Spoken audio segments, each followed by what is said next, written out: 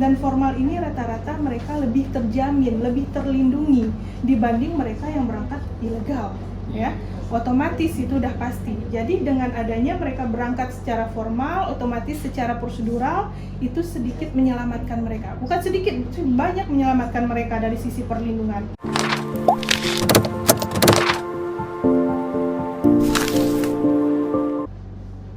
Hai Sobat Migran, selamat bergabung lagi dengan 4 Question for Better Life.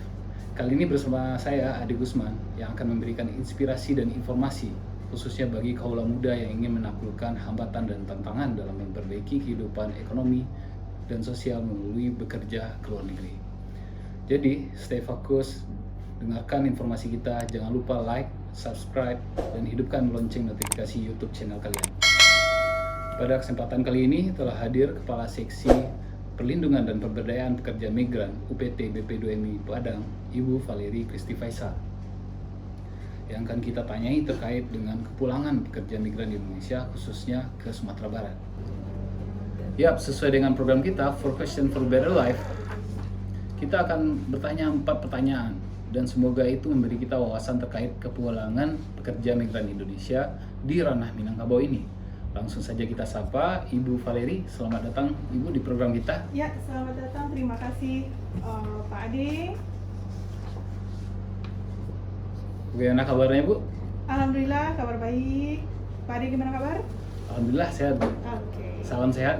Salam sehat selalu.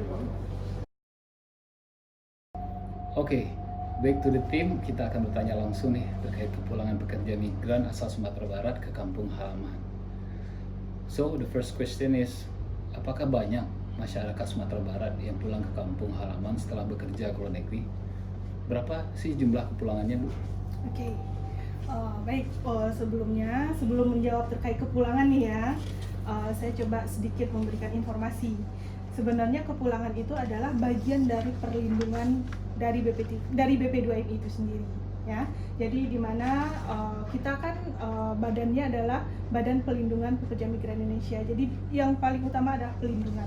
Dalam pelindungan terdapat itu kepulangan, ada nanti penyelesaian kasus, mediasi dan lain-lain. Nah, untuk pelindungan sendiri sesuai dengan Undang-Undang tahun 2018, di situ terdapat 3 jenis pelindungan, yaitu pertama pada sebelum bekerja, selama bekerja, dan setelah bekerja. Nah, pada saat 3 time itu PMI kita harus benar-benar dilindungi. Misalkan pada saat sebelum berangkat, itu pelindungan administratif dan teknis. Misalkan administratifnya dari segi kelengkapan berkasnya, dari segi teknisnya terkait dengan pemberian informasi dan lain-lain. Dan karena PMI harus mendapatkan informasi yang benar-benar sebelum mereka berangkat ke luar negeri. Jadi jangan sampai terjadi permasalahan nantinya, ya. Itu yang sebelum berangkat. Selama bekerja di sana, ya. Nah, yang kedua itu adalah perlindungan selama bekerja. Selama bekerja di sini adalah pada saat di negara penempatan, ya. Pada saat di negara penempatan, perlindungan seperti misalkan apakah mereka dilindungi kalau mereka misalkan punya masalah terkait dengan hukum, apakah ada bantuan hukumnya, atau asuransinya, misalkan mereka terjadi mengalami kecelakaan atau sakit. Nah, itu termasuk dari perlindungan juga. Nah, sebelumnya juga harus ada jaminan sosial bagi seluruh TNI. Nah, yang ketiga itu adalah perlindungan setelah bekerja. Setelah bekerja, di mana di sini mereka yang sudah setahun, 2 tahun rata-rata, karena kontrak kerja mereka kan di luar negeri itu 2 tahun. Jadi setelah 2 tahun mereka pulang ke Indonesia, itu juga perlindungannya harus diutamakan. Misalkan perlindungannya itu meliputi apakah mereka difasilitasi sampai akhir ini adalah sampai ke daerah asal kembali, karena itu menjadi tanggung jawab kita BP2MI. Kita harus memastikan mereka sampai ke daerah mereka dengan selamat. Dan kalau misalkan ada permasalahan mereka yang seperti gaji mungkin belum dibayar, atau mungkin ada hak-hak lain yang belum terselesaikan, nanti pada saat setelah bekerja mereka melapor ke kita BP2MI, kitalah yang membantu menyelesaikan. Dan itu tersebut adalah pelindungan bagi seluruh PMI kita. Nah, terkait dengan kepulangan, tadi Pak Ade menanyakan apakah banyak kepulangan dari warga Sumatera Barat kita yang bekerja sebagai PMI pulang ke kampung halaman, ya. Untuk tahun 3 tahun terakhir, 3 tahun belakangan itu rata-rata kepulangan kalau di data kita itu sekitar 700 sampai 800 orang yang pulang. Dan itu dapat kita informasikan kepulangannya itu tidak hanya kepulangan yang reguler, istilahnya yang kita data di BIM ya, mereka habis kontrak misalkan mereka pulang ya, itu termasuk. Dan ada lain yaitu kepulangan yang bermasalah, sakit, bahkan juga meninggal ya, jenazah. Nah itu juga termasuk kepulangan dan fasilitasinya harus kita berikan. Oke. Nah di sini peran BP2MI Padang. Terima kasih banyak sekali Bu informasinya. Ternyata Sobat Migran, dimensi perlindungan pekerja migran Indonesia itu sangat luas sekali. Bukan hanya setelah masa penempatan, tetapi sebelum dan selama masa penempatan nih. Betul ya, Bu? sekali. Wah, ternyata UPT BP2MI Padang bukan hanya melayani kepulangan PMI secara reguler, tapi juga melayani kepulangan PMI yang bermasalah, seperti deportasi, PHK, lari dari majikan, sakit, dan lain sebagainya. Ya. Oh, masuk ke pertanyaan kedua. Tadi Ibu menyinggung pelayanan kepulangan jenazah PMI. Betul. Berapa sih sebenarnya Bu banyaknya pekerja migran Indonesia asal Sumatera Barat yang meninggal di luar negeri, dan apa sih penyebab kematiannya? Oke.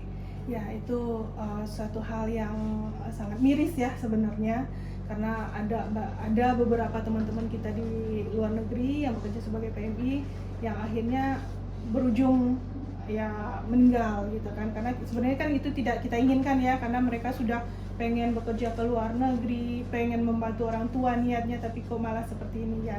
Tapi ya itu istilahnya indak dapet diawak ya, yang penting kan niatnya ke sana memang mencari rezeki.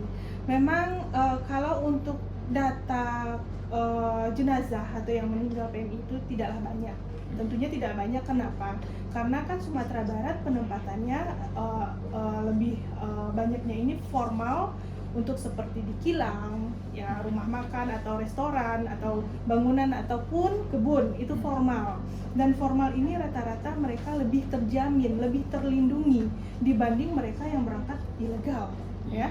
Otomatis itu udah pasti. Jadi dengan adanya mereka berangkat secara formal, otomatis secara prosedural itu sedikit menyelamatkan mereka. Bukan sedikit, banyak menyelamatkan mereka dari sisi perlindungan. Nah, kenapa masih ada yang meninggal sampai meninggal gitu ya? Itu rata-rata karena sakit. Itu karena sakit. Kenapa? Banyak teman-teman kita ini mereka baru berangkat ke Malaysia, baru pertama kali merantau, ya maklumlah anak-anak muda sekarang ya, baru lapeh dari orang tua, tiba-tiba pengen ke situ kemari, tanpa mereka memikirkan kesehatan. Ya, rata-rata beberapa tahun terakhir kita melihat kematiannya itu, meninggalnya itu karena sakit liver. Ternyata mereka kurang pandai mengatur pola hidup mereka di sana. Mungkin mereka harusnya tahu jam kerja jam berapa, pulang jam berapa, istirahat harus jam berapa, tapi ini mereka abaikan. Akhirnya mereka drop, dan juga makanan tidak dijaga dan suka minum-minum soft drink. Itu penyebab utama setelah kita bertanya-tanya kepada teman-teman PMI kita yang ada di sana. Jadi itu karena kurangnya perhatian terhadap dirinya, kurang menjaga kesehatan, itu mengakibatkan mereka sakit ya. Bisa kemarin juga pernah ada kejadian mereka masuk rumah sakit udah sampai 2 minggu, di opnam dulu semua. Akhirnya ya Tuhan mengambil kembali ya mereka sampai meninggal, dan itu kita pulangkan, kita fasilitasi pemulangannya sampai ke daerah asal, sampai ke rumah kita juga hantarkan itu.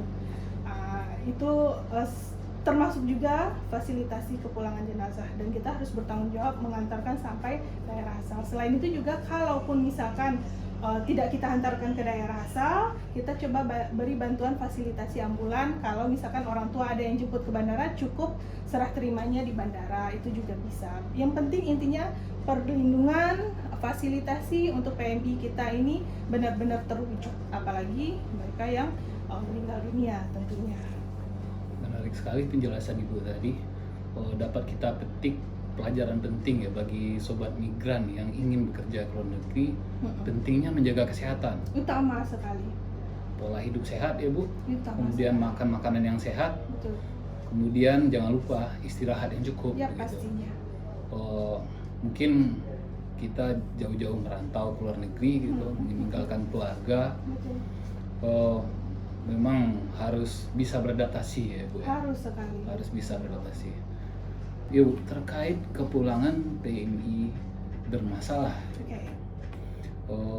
mungkin Ibu bisa cerita sedikit bagaimana apa sih permasalahan yang dihadapi oleh PMI yang dipulangkan tersebut gitu.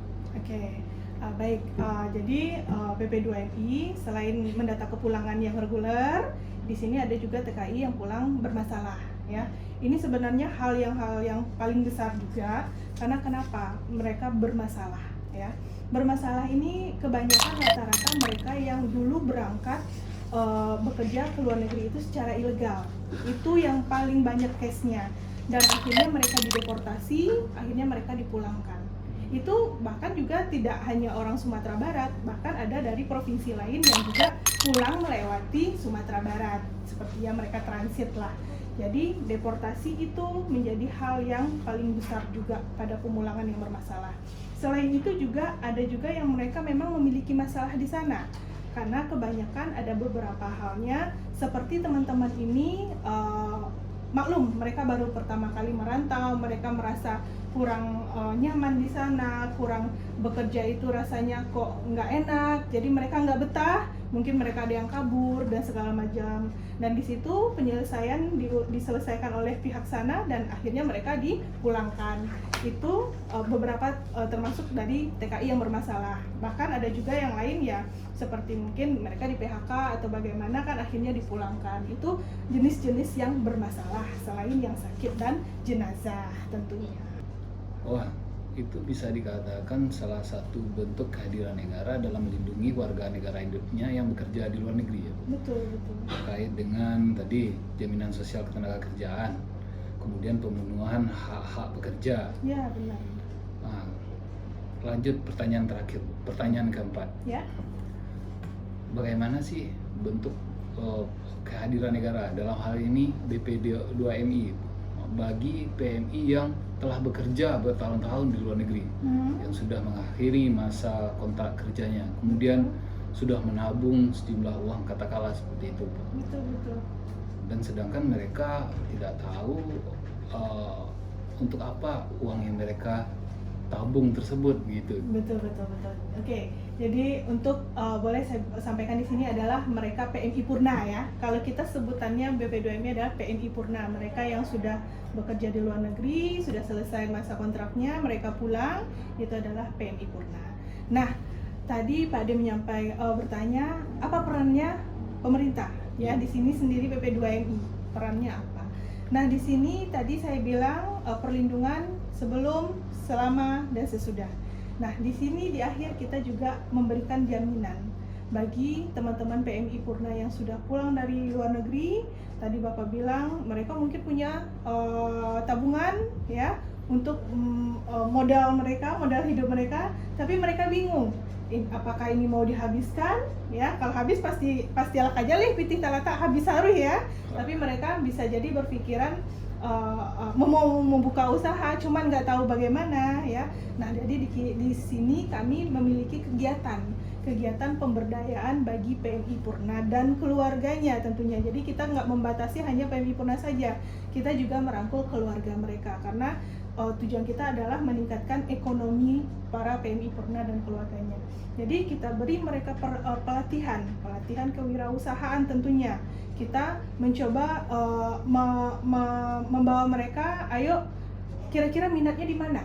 Apakah minatnya usahanya usaha bikin makanan-makanan gitu kan, kerupuk lado gitu kan kita bawa, atau mereka lebih ke menjahit, atau mereka punya rajutan dan segala macam. Kita kumpulkan mereka, kita coba tanya mereka apa kebutuhan mereka ya. Mereka udah punya modal, bingung mau ngapain, kita di situ hadir, kita tanyai mereka, kita coba bertanya butuhnya apa, maunya seperti apa kalau mau berusaha.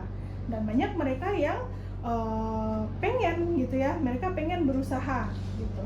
Nah, jadi di situ kita coba berikan pelatihan sekian hari.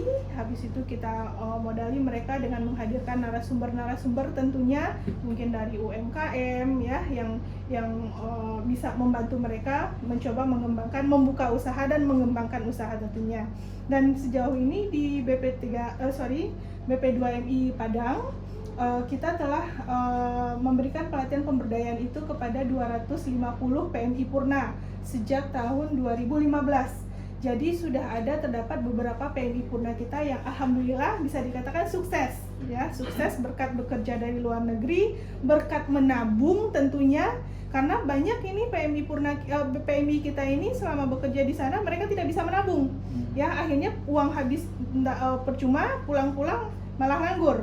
Tapi ini mereka yang punya modal sedikit, ya tersisalah modal dari pulang dari luar negeri, mereka berusaha, di situ mereka bikin usaha. Seperti salah satunya ada bikin rajutan atau bikin VCO, bikin keripik, itu banyak sekali teman-teman kita itu atas dasar dari kegiatan yang kita berikan kepada mereka.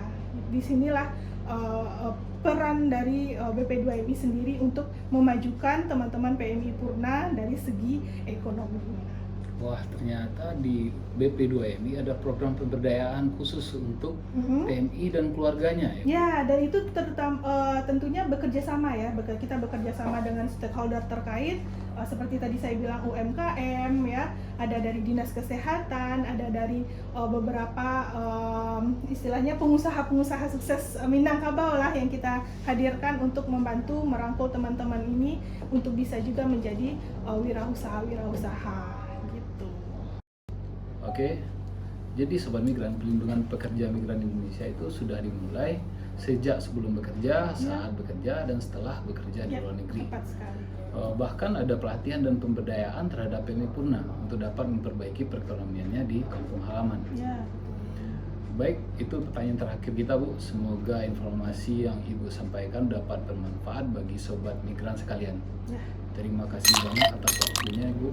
Sama-sama.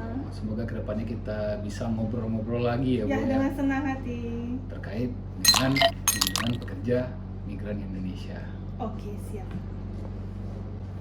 Kalau Sobat Migran ada saran atau pertanyaan, bisa datang langsung ke kantor kami UPT BP2MI Padang, Jalan Rasuna Said nomor 91 Padang, atau hubungi kami di nomor 0751 44707 atau Facebook kita di BP2MI Wil Padang.